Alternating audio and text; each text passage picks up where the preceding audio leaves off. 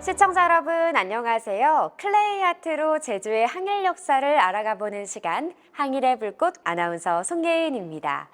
네, 클레이 아트로 제주의 소중한 항일 역사를 알아볼 수 있다고 하니 무척이나 기대가 되는데요. 오늘 이 시간 저와 함께 학생 대표 MC로 함께해줄 학생을 소개합니다. 송예은 학생 안녕하세요. 네, 안녕하세요. 학생 대표 MC를 맡게 된 제주 동중학교 재학 중인 송효은입니다. 반갑습니다. 네, 반갑습니다.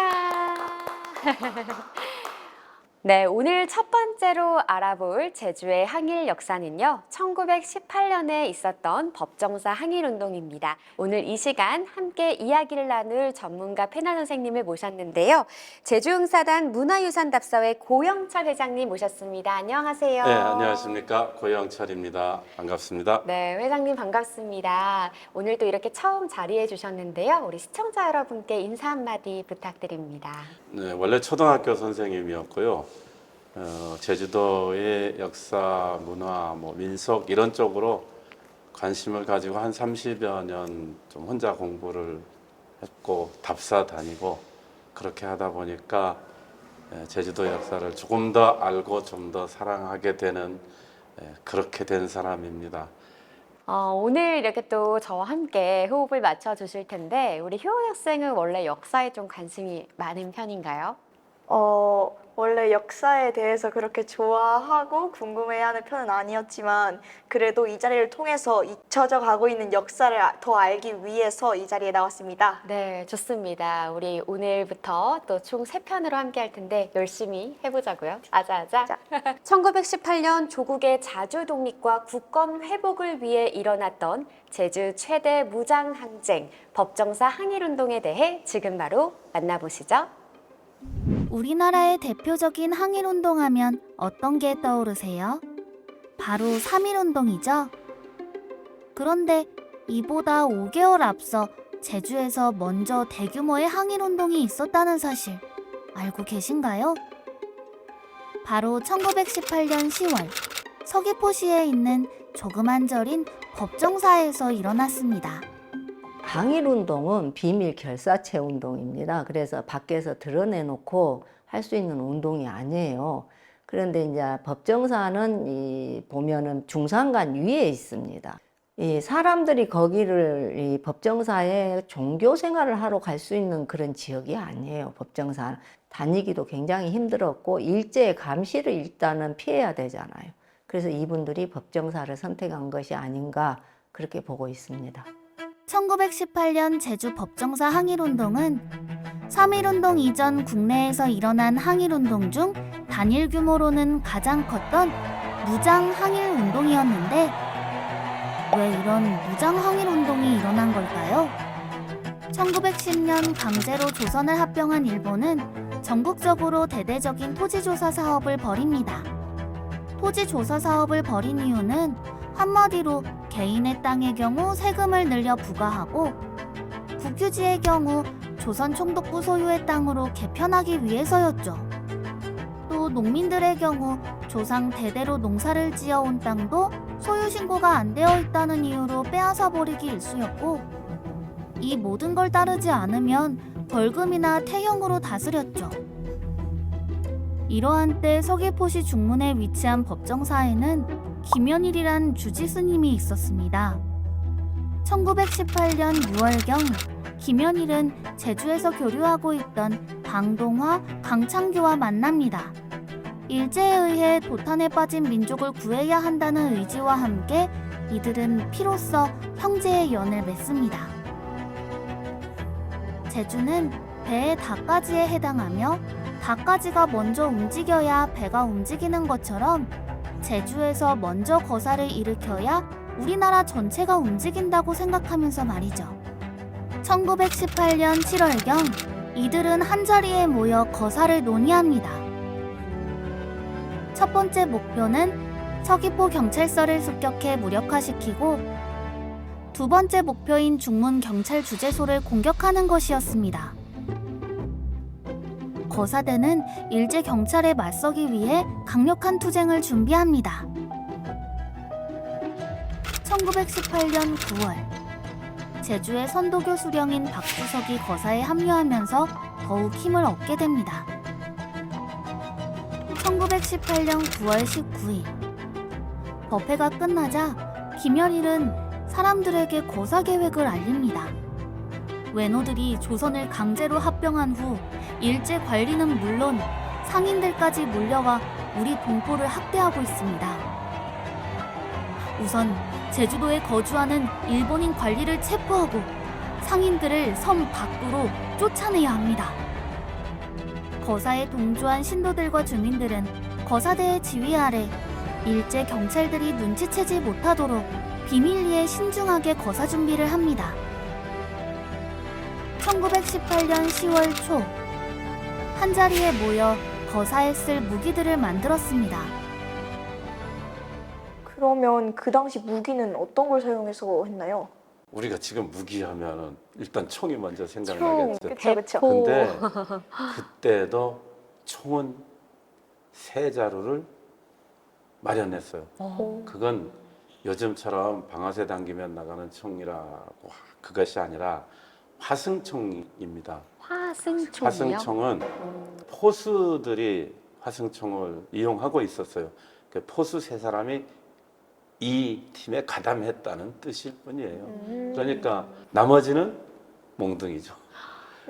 농기구, 뭐 괭이 이런 것도 무기로 쓸 수 있잖아요. 이제 그런 농기구라든지 몽둥이 들고 나간 겁니다. 네, 진짜 열악하게 싸운 거네요. 정부용은 경문을 작성합니다. 일본의 강제에 의해 조선을 빼앗긴 조국의 백성은 이 때문에 괴로워하고 있다. 이번에 옥황상제 성덕주인이 나와 이들 조선 인민을 구제하라는 명을 받았으므로 1918년 음력 9월 3일 오전 4시에 하원리 지경에 집합할 것. 이 명령을 위반한 자는 군법에 처한다. 1918년 10월 7일 새벽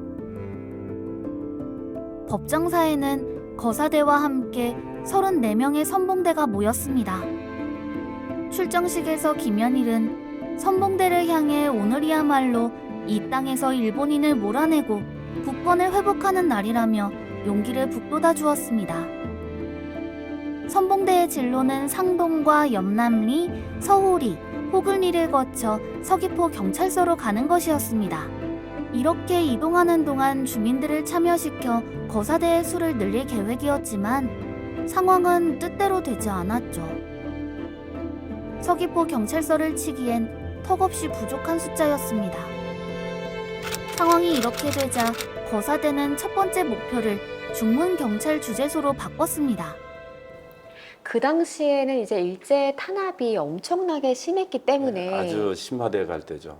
조금만 모여도 이제 일제의 경찰들이 이제 견제를 하고 좀 단속을 하고 이제 그런 시기였잖아요. 그 이전부터 경찰은 제주도에 와 있었어요. 1906년이면은 제주도에 들어옵니다. 1909년에 의병항쟁이 있었는데 네. 의병항쟁 때 수백 명이 의병이 모집돼서 모여 있는데 정확하게 그 자리에 일본 경찰이 습격을 합니다. 그건 각 마을에 정보원을 뒀던 거죠. 법정사 투쟁 때에 사건이 미리 발설되지 않았다, 비밀이 지켜졌다는 것은 그 당시의 주민들로부터 얼마나 신뢰를 받고 있었는가, 맞아요. 이걸 알 수 있는 거죠. 드디어 중문경찰주재소에 도착했습니다. 중문경찰주재소에 도착한 거사대는 주재소 건물과 물품들을 파괴했고 선봉대장 강창규는 지붕의 짚을 뽑아 불을 붙인 후 주재소 안으로 던졌습니다.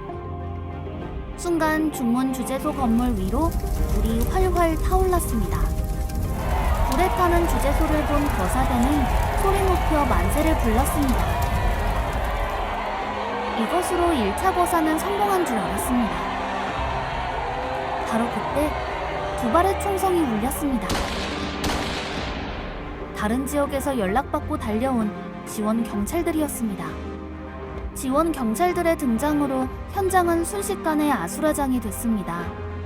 이때 박주석을 비롯한 다수의 거사대가 현장에서 일본 경찰에 체포됐습니다. 중문 주재소 현장을 제압한 일제경찰은 이내 법정사로 향했습니다. 거사의 근거지가 법정사임을 알아차렸던 거죠. 법정사에 남아있던 김연일 일행은 다행히 몸을 피한 뒤였습니다. 이후 거사의 근거지가 됐던 법정사는 기둥 하나 남김없이 일본 경찰들에 의해 전소되고 말았습니다.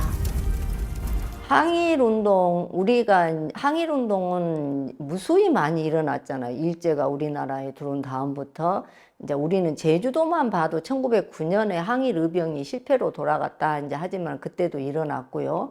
그리고 이제 1918년 이제 법정사 항일운동이 일어났고 이건 실패가 아니고 우리가 광복을 하기 위한 과정이다 이렇게 봐야 된다고 봅니다. 그런데 마지막에 5개월 조금 지나서 3.1운동이 일어났잖아요. 1919년. 그 이후로 우리나라의 항일운동이 불처럼 일어났잖아요. 그래서 법정사 항일운동은 그 이후에, 이전에 항일운동도 있었지만은 어떤 기준점으로도 볼 수 있다. 저는 그렇게 봅니다. 그래서 매우 중요한 항일운동이다. 1918 제주 법정사 항일운동에 대해 자세히 알 수 있는 유일한 자료가 있습니다. 그것은 바로 정구용 대구복심법원 판결문입니다. 정구용은 법정사 항일운동을 주동했던 사람들 중 한 사람으로 당시 경문을 작성했고 그 이후로 징역 1년 6월을 선고받았습니다. 정구용 복심 판결문에는 총 8명의 증언과 함께 법정사 항일운동의 배경과 전개 과정, 결말까지 자세히 기록돼 있습니다. 이게 법정사 항일운동을 파악할 수 있는 유일한 1차 자료가 바로 정구용 복심 판결문이다라는 이야기를 들었거든요. 예, 복심 판결문 하는 말이 좀 좀 어색하죠? 생소하죠. 예, 생소하다. 복심 판결문. 재판을 2번째 했다는 거예요. 정구용에 대한 판결을 쭉 써나가는데 그 사람 얘기만 쓸 수는 없잖아요. 옆에서 누구는 뭐 했고 누구는 어쩌고 어떤 역할을 맡았고 언제 어떻게 하고 거의 전체 그 사건 전체를 알 수 있게 된 거죠. 너무나 중요한 자료네요. 1918 제주 법정사 항일운동으로 인해 일제 경찰에 검거된 사람들은 총 66명. 이들의 영정은 지금 서귀포시에 있는 의열사에 함께 모셔져 있습니다. 저는 이제 법정사 항일운동에 대해서 알아가면서 깜짝 놀랐던 게요. 저희가 대표적인 항일운동으로 떠오르는 게 어떤 운동이죠? 3.1운동이죠. 그렇죠. 이 3.1운동보다 무려 1년 전에 이 제주에서 항일운동이 있었다는 게 전 굉장히 놀라웠거든요. 그래서 많은 분들에게 더 알려져야 되는 운동이지 않은가라는 생각이 듭니다. 예, 90년대 이전에는 거의 알려지지 않은 상태로 있었습니다. 예, 형토사학과 김봉옥 선생님께서 지금은 작고하신 분입니다. 이분이 그걸 이제 책에도 쓰고 그렇게 하면서 이제 알려지기 시작했고 또 알려진 후에도 이분들이 독립유공자로 인정받기까지는 또 시간이 많이 걸렸죠. 제주도 전체적으로 보면 지금도 300분 훨씬 넘는 독립운동을 했는데 인정을 못 받고 있는 분들이 반수 정도가 조금 넘어요. 독립유공자 서원 이제는 다 됐다. 대한민국 정부가 이제는 다 됐어. 이렇게 선언할 수 있었으면 좋겠어요. 네, 오늘 첫 번째로 항일의 불꽃 시간을 가졌는데 우리 효은 학생은 어떠셨어요? 이 법정사 항일운동을 이번 촬영을 계기로 좀 조사하면서 처음 알았는데 그만큼 3.1운동에만 맞춰져 있는 시선이 아닌 조금 더 그 전에 일어난 사건들도 다시 재조명돼서 조금 더 많이 알았으면 좋겠다는 생각이 들었습니다. 이렇게 제주에서 진행됐던 법정사 항일운동은 우리나라 독립 역사에 있어서 아주 소중하고도 제주 역사에서도 길이길이 기억해야 되는 역사라고 생각이 듭니다. 플레이아트로 만나는 제주의 항일 역사, 항일의 불꽃, 오늘 준비한 순서는 여기까지입니다. 함께해 주신 모든 분들 고맙습니다.